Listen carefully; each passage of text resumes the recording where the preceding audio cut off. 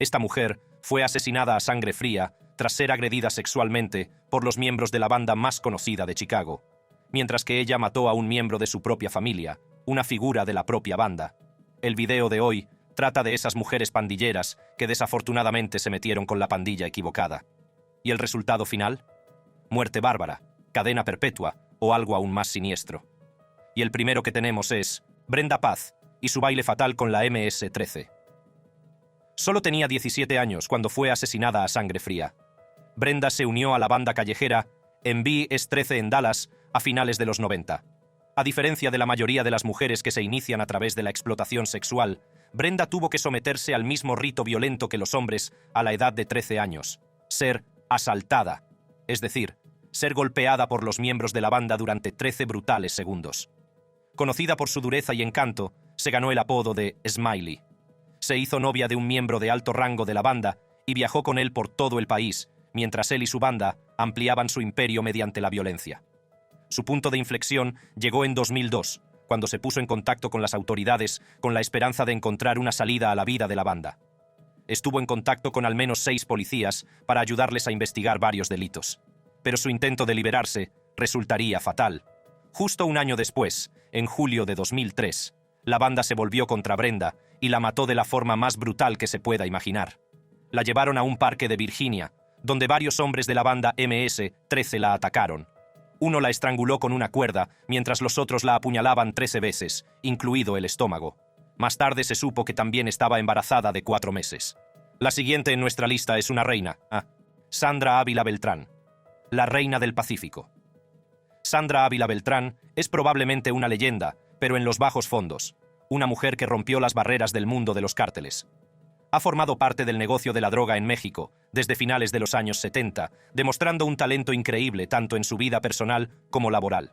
Es conocida por mover maletas llenas de millones en billetes nuevos de $100 sin ningún problema. Su inteligente planificación le valió el nombre de la Reina del Pacífico. Este nombre hace referencia a cómo dirigía flotas de atuneros como una profesional. Cada barco transportaba 10 toneladas de cocaína desde las costas mexicanas del Pacífico hasta Estados Unidos, el mayor mercado de cocaína del mundo.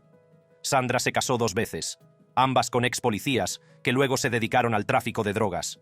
Pero ambos murieron porque unos asesinos a sueldo acabaron con la vida de sus maridos. Las autoridades creen que su ascenso en el mundo de la droga tuvo mucho que ver con su vínculo con Juan Diego Espinoza Ramírez, también llamado El Tigre. Era un pez gordo del cártel colombiano del norte del Valle. La historia de amor de Sandra con Juan Diego desencadenó una batalla criminal en los bajos fondos. La envidia, la deslealtad y la interminable búsqueda del control alimentaron este enfrentamiento, sumiendo al cártel en una feroz lucha interna. A la larga, Sandra pagó las consecuencias. Las autoridades la atraparon en 2007 y pasó varios años en prisión antes de ser puesta en libertad en 2015. Según los informes, ella todavía vive en México y lo que parece que se ha encontrado una nueva carrera en TikTok. Avanzando tenemos Doris McLeod, asesinada por el discípulo gángster Joseph White. Y esto te dejará boquiabierto. Doris McLeod tuvo una infancia difícil y disfuncional. Tras pasar años en hogares de acogida, fue dando tumbos por el sistema hasta que se fugó en 1991, a los 16 años. Acabó en Milwaukee, Wisconsin, y llegó en un autobús Greyhound en busca de una buena oportunidad en la vida. Sin embargo, Joseph White, miembro de la banda callejera local Gangster Disciples, se acercó a ella. La obligó a prostituirse, una vía oscura que le garantizaba mucho dinero debido a su edad. Sin embargo, otro proxeneta expresó a White sus dudas, afirmando que Doris no estaba hecha para la prostitución. Doris detestaba la profesión a la que la obligaba White, que pronto se cansó de su falta de cooperación. Obligado por el despiadado código de la banda, decidió castigarla con un UE50, 50 puñetazos en el pecho y la cabeza. Desgraciadamente, no sobrevivió a la brutal agresión. White había intentado borrar cualquier prueba de que el crimen había tenido lugar, así que, tras el asalto, cortó las huellas dactilares y las manos de la víctima. Su cuerpo fue arrojado a un descampado cercano a Madison. Las manos de la víctima fueron encontradas en el condado de Dane. Su cuerpo fue encontrado el 23 de febrero de 1991. También fue agredida sexualmente. Horas de continuo esfuerzo de los equipos investigadores, junto con una enérgica cobertura mediática, dieron finalmente como resultado la detención de White. White decidió defenderse ante los tribunales y fue condenado rápidamente por asesinato en primer grado y un cargo de violación con agravantes. La siguiente en la lista es Kim Kardashian. Pero para el AMPA, Claudia Ochoa. Félix, conocida como la Kim Kardashian del crimen organizado. Claudia Ochoa Félix era un enigma hipnotizador, una sirena que atraía a miles de seguidores a su cuenta de redes sociales con su belleza y audaz estilo de vida, apodada por los medios como la Kim Kardashian del crimen organizado. Su cuenta de Instagram estaba llena de ropa de diseño que cubría sus curvas, viajes y vacaciones exóticas que indicaban claramente que estaba en compañía del AMPA. Se cree que Claudia Ochoa Félix dirigió el escuadrón de asesinos de élite del cártel de Sinaloa, que en su día tuvo como líder a Joaquín El Chapo Guzmán antes de su extradición a Estados Unidos. 2014 se convirtió en una especie de memory lane después de que empezaran a circular por las redes sociales fotos de ella luciendo AK-47 rosas y doradas junto a lujosos bolsos de diseño. Según sus fans, ella era crush de Drake, y ambos se seguían en las redes sociales. Sin embargo, en 2019 fue cuando el cuento de hadas llegó a su fin. La doble de Kardashian fue encontrada muerta en una de las residencias de Isla Musala, Culiacán, México. Su causa oficial de muerte fue aspiración pulmonar, aunque hay especulaciones de que no fue un accidente. ¿Tuvo una sobredosis o la emperatriz del Anthrax fue ejecutada por las mismas fuerzas que una vez controló? La verdad sigue rodeada de misterio. El siguiente en nuestra lista es otro caso de la MS-13. Damaris Reyes Rivas, que la lió con la MS-13. Damaris Reyes Rivas había sido atraída en enero de 2017 al parque del lago Accotink, en el condado de Fairfax, Virginia. La estudiante del Instituto Watkins Mill de Gaithersburg, Maryland, fue llevada al lugar, donde varios miembros de la banda MS-13 la estaban acechando. ¿Pero por qué? Porque supuestamente Reyes Rivas mantenía una relación con Cristian Sosa Rivas, jefe de una clica de la MS-13, y ella le atrajo hacia su muerte. La novia de Cristian, Venus Iraeta, de la banda MS-13, quería vengarse de Reyes Rivas. Dijo que la agarró por el cuello y no pudo evitar golpearla. Reyes Rivas tenía solo 15 años cuando fue asesinada por Iraeta, que también tenía solo 17 años. Iraeta se declaró culpable de asesinato en primer grado, secuestro y participación en una banda callejera criminal a principios de 2018 en el Tribunal de Circuito del Condado de Fairfax, Virginia. Los fiscales revelaron que Iraeta fue uno de los 10 miembros y asociados de la pandilla MS-13 involucrados en atraer a Damaris al parque del lago Accotink, en el condado de Fairfax, como venganza por haber matado a su novio, Cristian Sosa Rivas. El cadáver de Reyes Rivas apareció más tarde tirado bajo un paso elevado de una autopista cerca de Washington, D.C. Iraeta declaró que apuñaló a Reyes Rivas unas 13 veces con un cuchillo y le cortó uno de sus tatuajes. Barbaridad no. Hablando de barbaridad, como podemos echar de menos a Griselda Blanco. Griselda Blanco. El sangriento reinado de la madrina de la cocaína. Griselda Blanco. La sola mención de este nombre basta para provocar escalofríos a quienes recuerdan las ensangrentadas calles del Miami de los años 70 y 80. Blanco se involucró en actividades delictivas con solo 11 años, supuestamente asesinando a un niño adinerado tras secuestrarlo cuando sus padres se negaron a pagar el rescate. En 1964, con 21 años, Blanco emigró ilegalmente a Nueva York con su marido y sus 3 hijos y empezó a vender marihuana. En 1970 había conseguido que asesinaran a su primer marido y se trasladó a Miami, donde conoció a su segundo marido, el narcotraficante Alberto Bravo, a quien introdujo en una forma mucho más peligrosa de tráfico de drogas. Las guerras del narcotráfico se recrudecieron en Miami y los cárteles rivales se enfrentaron con feroz violencia, por lo que Blanco se volvió cada vez más despiadada. En 1975 disparó a Bravo cuando sospechó que le había robado. En 1983 contrató el asesinato de su tercer marido cuando huía de Miami con el hijo de ambos, Michael Corleone. A medida que aumentaba la violencia, crecía la paranoia de Blanco. Al final, fue la supuesta alianza impía de las bandas rivales y la ley lo que acabó atrapándola. Fue detenida y encarcelada en 1985 hasta 2004, cuando fue puesta en libertad y deportada a Colombia. Sin embargo, 8 años más tarde, el 3 de septiembre de 2012, a la edad de 69 años, recibió un disparo mortal en Medellín que acabó con su vida, al igual que Debra Davis, que es la siguiente en nuestra lista. La brutal muerte de Debra Davis. Debra Davis, la novia del famoso gángster Steve Flemmi, nunca podría haber imaginado su destino, especialmente a manos del famoso gángster James Whitey Bulger. De todos los grotescos asesinatos perpetrados por Whitey Bulger durante su reinado como temido gángster de Boston, podría decirse que el de Debra Davis fue uno de los más atroces. No por el hecho de que fuera asesinada, sino por cómo fue asesinada. En septiembre de 1981, Davis tenía solo 26 años y salía con uno de los socios más cercanos de Bulger, Steve Flemmi.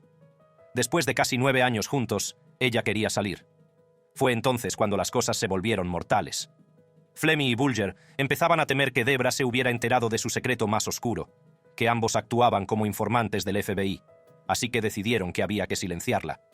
Una noche llevó a Debra a una casa de la calle Tercera, en South Boston.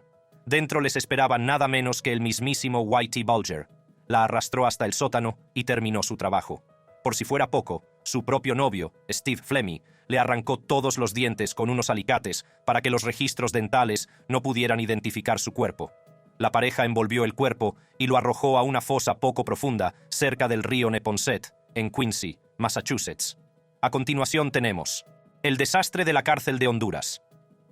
El corazón de Centroamérica se ha convertido desde 1990 en una zona de guerra donde chocan dos titanes, la MS-13 y Barrio 18. Es un conflicto alimentado por la venganza, la codicia y un hambre implacable de poder. Hace apenas un año, tras los fríos muros de hormigón de una cárcel hondureña, se produjo una masacre que dejó 46 mujeres muertas, presuntamente vinculadas a otra banda, probablemente la MS-13. Los supervivientes relatan una escena de puro terror. Reclusas atrapadas en sus celdas, envueltas en llamas, mientras sus atacantes las rociaban con líquido inflamable. La brutalidad estaba planeada, y los miembros de la banda Barrio 18 llevaban semanas amenazando a los reclusos, y de alguna manera consiguieron introducir armas de contrabando, burlar a los guardias e incluso traer candados para sellar el destino de sus víctimas. Las secuelas fueron un espantoso testimonio de su salvajismo. Paredes carbonizadas, somieres de metal retorcidos y el persistente hedor de la muerte. Un acto monstruoso que dejó a una nación conmocionada. Este motín parece ser el peor incidente dentro de un centro de detención de mujeres en la región desde 2017. Las niñas de un albergue juvenil guatemalteco prendieron fuego a los colchones en protesta por las agresiones sexuales y otros abusos en el centro superpoblado, matando a 41 niñas en el humo y las llamas resultantes. Pasando de esta masacre, tenemos Judy Moran. La figura del AMPA de Melbourne. Silenció a su propio familiar. Judy Moran estuvo casada por primera vez con Leslie John Cole, que murió tiroteado en un asesinato en el AMPA. Cuando Cole murió, Judy se había divorciado de él y mantenía una relación con Louis Moran. Aunque adoptó legalmente el apellido Moran, ella y Louis Moran nunca llegaron a casarse. Los Moran eran una conocida familia criminal y Judy no era ajena a la violencia. Louis Moran fue asesinado en 2004 cuando se encontraba en libertad bajo fianza, por lo que obviamente no llevaba armas, ya que esto habría supuesto una violación de su libertad bajo fianza. Judy creía que Louis le había dejado una fortuna y que su cuñado se la estaba ocultando. Así que contrató a unos pistoleros, planeó una emboscada y se aseguró de que su cuñado tuviera un final sangriento. El 15 de junio de 2009, Des Moran, también conocida como Tuppence, fue asesinada a tiros en Ascot Vale. Su implicación en el asesinato de su cuñado, también miembro del AMPA, conmocionó incluso a los observadores más duros.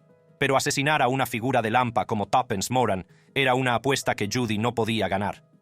Judy Moran fue detenida, acusada y posteriormente condenada por su asesinato.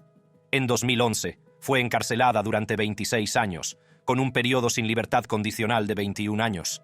La siguiente alma perdida de nuestra lista es Andrea Page Browner, líder de las Hermanas de la Lucha. Con solo 29 años, Andrea Page Browner, alias Drea, protagonizó una violenta cadena de asesinatos relacionados con bandas que conmocionó a Atenas. Era la líder de las Hermanas de la Lucha, la contrapartida femenina de las discípulas gángster. La violencia comenzó tras el asesinato del gángster disciple Walter Brown el 10 de diciembre de 2018. Browner sospechaba que 3 residentes de Athens eran responsables del asesinato de Walter. Así que el 14 de diciembre de 2018, Browner se reunió con Rodríguez Apollo Rucker en un hotel, después de sospechar que podría ser el asesino de Walter. Rápidamente envió mensajes de texto a Philmon Deshaun Chambers, alias Dola Phil, un líder de alto rango de la banda, diciéndole que eliminara a Rucker. Entonces, Chambers siguió a Rucker hasta su casa y lo mató allí. Pero Browner y Chambers no se detuvieron allí. Chambers paranoico con posibles informantes, creía que Derrick Ruff y Joshua Jackson eran soplones. Ordenó sus asesinatos y Browner fue instrumental en llevarlos a cabo. Los dos hombres fueron atraídos a un robo solo para ser brutalmente asesinados. Sus cuerpos estuvieron escondidos en un almacén durante varios meses antes de ser descubiertos en marzo de 2019. Browner fue condenada a 30 años de prisión federal por su papel en estos crímenes atroces, seguidos de 5 años de libertad supervisada. Chambers recibió 2 cadenas perpetuas consecutivas. Justicia poética bien. El siguiente en el video es Enedina Arellano Félix, la madrina del cártel de Tijuana. El poder de los cárteles mexicanos no se limita solo a veces a la fuerza física, también tiene que ver con el cerebro, y ambos abundaban en Enedina Arellano Félix. Tras la captura o muerte de sus hermanos, los anteriores líderes, el ascenso de Enedina al poder comenzó a principios de la década de 2000. Enedina tomó las riendas cuando el negocio de su familia estuvo en peligro, liderando el cártel de Tijuana con una estrategia diferenciada y orientada a los beneficios que le valió el título de la jefa. Enedina, licenciada por la Universidad de Guadalajara, se ganó el respeto en el mundo de los cárteles gracias a su aptitud estratégica y su mentalidad orientada al éxito. Su énfasis en las ganancias monetarias complementaba su implacable eficacia como líder. En 2011, Inside Crime informó de que Enedina probablemente ayudaba a Fernando Sánchez Arellano, hijo de la hermana de Enedina, Alicia María Arellano Félix, y no a Enedina, como se suele decir. Ella le guió en la gestión del cártel. Fernando era famoso por usar más la astucia que la fuerza, pero cuando Enedina y Fernando entraron en contacto con el cártel de Sinaloa, su astucia fue insuficiente. Fernando fue capturado en 2014, por lo que Enedina se vio obligada a asumir el liderazgo una vez más. Se podría argumentar que el cártel rival realizó una maniobra muy calculada. Los dos cárteles mantienen una profunda rivalidad. Ha habido al menos 2 guerras brutales entre los dos cárteles. Una de 1989 a 1993 y otra de 2001 a 2002. Hoy se cree que Enedina sigue al mando del cártel. Bueno, buena suerte con eso mientras hablamos de la siguiente. Jemeker Thompson, la reina del pin. Jemeker Thompson Hairston, un nombre que aún resuena de la epidemia de crack de los años 80. Se trata de una ex traficante de drogas estadounidense que dominó el tráfico de cocaína en su momento álgido, operando desde South Central Los Ángeles. En el instituto salía con Anthony Duff Mosley, que traficaba con marihuana. Jemeker se inició cobrando para él. En 1980, Jemeker y Duff se casaron y siguieron sin descanso el negocio del crack. Fue un boom instantáneo, con el que pudieron comprarse una casa en Encino y dieron la bienvenida a su hijo en 1982. Pero por este éxito se cruzaron con muchas bandas rivales. El resultado fue la muerte a sangre fría de Duff a manos de bandas rivales en 1984, lo que dejó a Jemeker solo en el negocio de la droga y cosechando unos beneficios de cientos de miles de dólares. Su viaje dio un giro radical cuando conoció a Percy Cheese Bratton, un hombre que la ayudó a ampliar su red. Sin embargo, cuando Cheese fue detenido y empezó a cooperar con el gobierno en su contra, Jemeker no tuvo más remedio que volver a fugarse. Esta vez, evadió la captura durante 5 años hasta que fue detenida en la graduación de 6º curso de su hijo.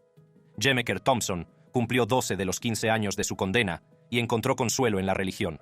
Ahora, libre, ha estado en varios frentes dirigiendo su propio ministerio y dando discursos inspiradores a la gente sobre su milagroso cambio.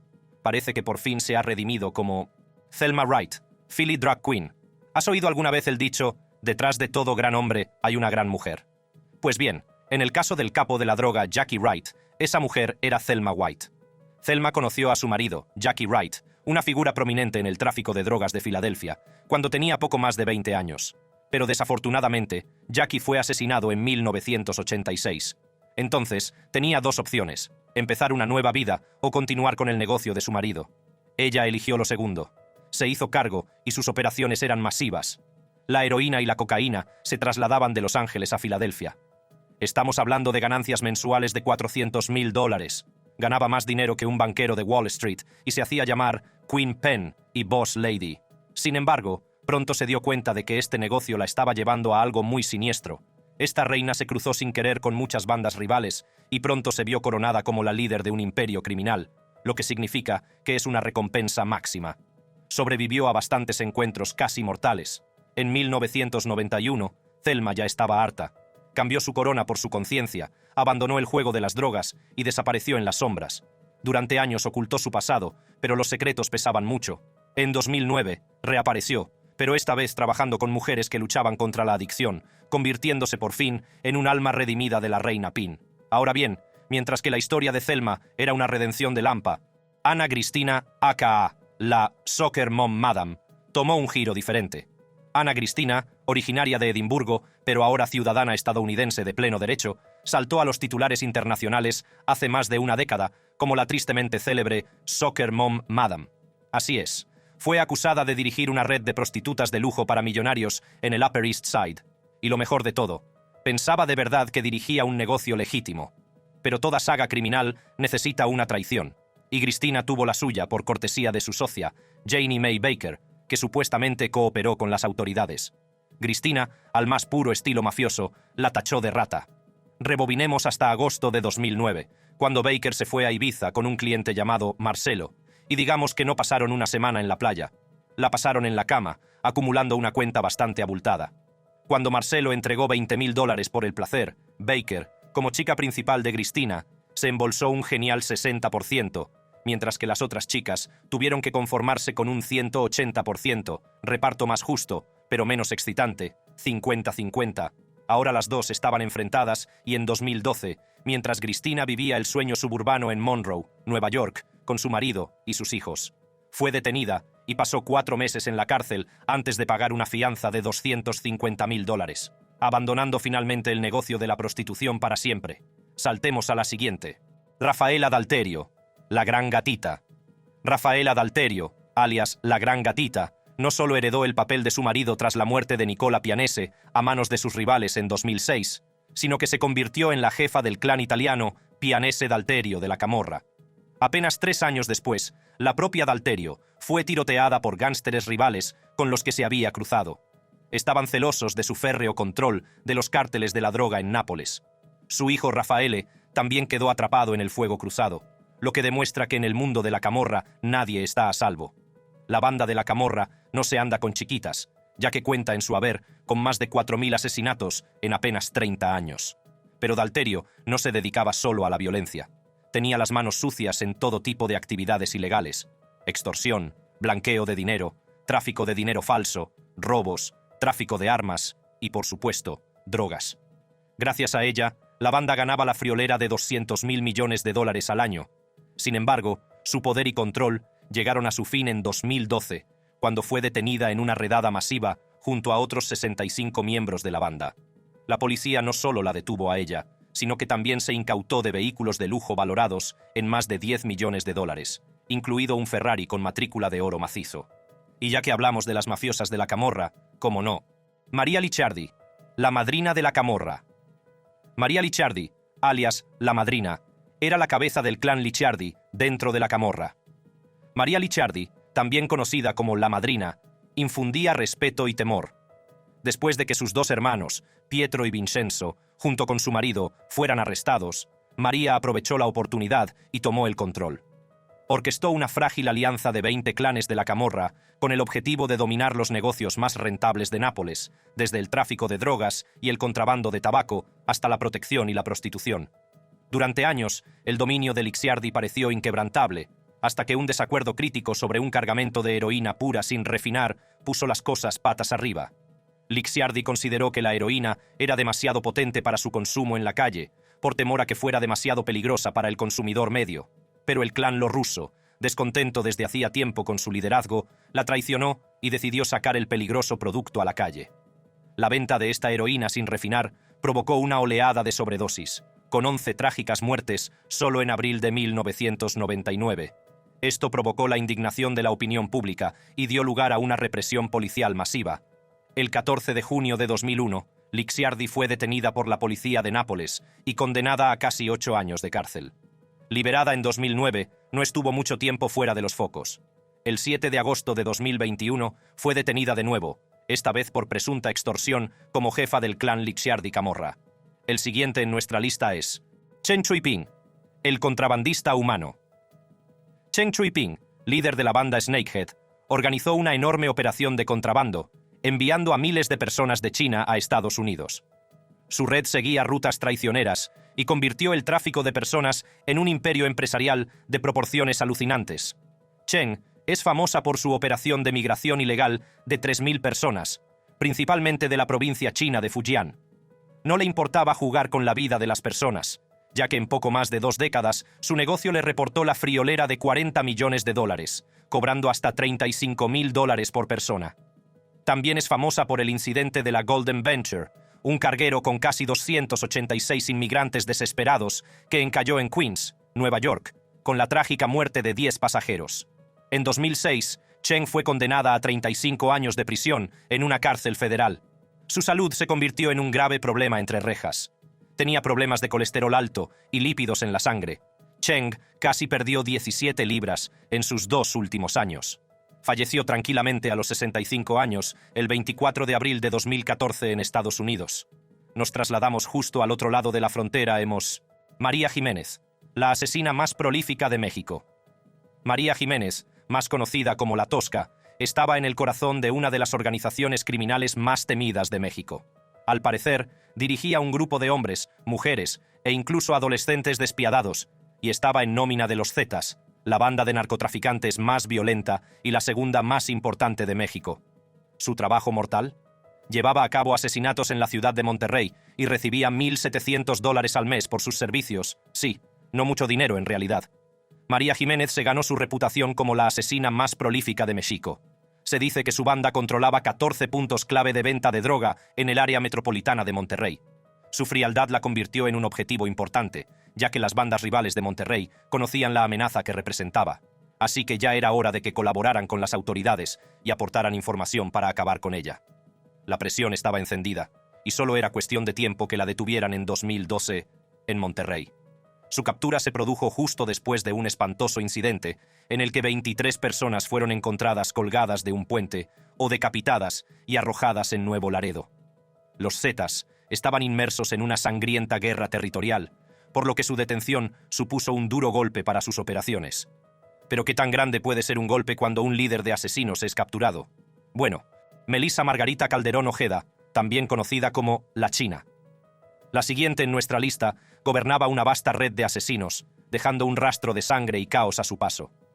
Se cree que La China estuvo implicada en 150 asesinatos entre 2005 y 2015, tanto directa como indirectamente. Su banda era implacable al llevar comandos del temido cártel de los Anthrax. Entró en el mundo de la violencia muy joven. Con solo 20 años, se enamoró de Eric Dávalos von Borstel, su primer novio, miembro de la banda de los Damasco. Su historia de amor duró poco, ya que von Borstel fue estrangulado por el Grande, un matón del cártel. Pero él siguió siendo el amor de su vida, e incluso se tatuó su apellido en el antebrazo izquierdo. Pero fue su segundo novio, Héctor Pedro Camarena Gómez, alias El Chino, quien acabó traicionándola. Era su segundo al mando hasta que fue capturado por la policía. Entonces, hizo un trato con la policía por el que les ayudaría a cambio de una reducción de condena. El Chino condujo a las autoridades a una fosa común que contenía algunas de las víctimas de La China. También filtró información sobre los policías corruptos que trabajaban para Melissa. Finalmente, el reinado de La China terminó cerca del aeropuerto internacional de Cabo San Lucas, donde fue detenida cuando intentaba huir a Culiacán, Sinaloa. La última de nuestra lista es joven, pero qué trágico final. Gakira Barnes, alias Young Killa, joven Killa. Se cree que Barnes era una asesina de una facción de los Gangster Disciples que cometió su primer asesinato con solo 14 años, y se la relaciona con hasta 20 muertes relacionadas con bandas. Barnes era famosa en la zona sur de Chicago, se la conocía como Joven Killa, y se la conocía con nombres como Taekwon Assassin y Tukaville Kira. Rápidamente se convirtió en una de las pandilleras más conocidas de la historia de Estados Unidos. Su implicación con múltiples bandas la llevó a la muerte. En abril de 2014, mientras caminaba hacia la casa de un amigo en Woodlawn, Barnes fue asesinada a tiros, con 9 impactos en el pecho, el cuello y la mandíbula. El 10 de abril de 2014, justo un día antes de su muerte, tuiteó: "I didn't seen too many of my niggas in a casket. In the end we die". Ese mismo día, el rapero Lil J, de la Flyboy Gang, se burló de los amigos de Blood Money, publicando un vídeo en el que aparecía bebiendo una bebida de color rojo de un vaso de espuma de poliestireno, cantando "Sipping on Blood Money". Al día siguiente, Un pistolero encapuchado se acercó a Barnes en el bloque 6400 de South Everhart Avenue, desatando una ráfaga de balas que hizo que el joven de 17 años se desplomara sobre unos escalones de madera.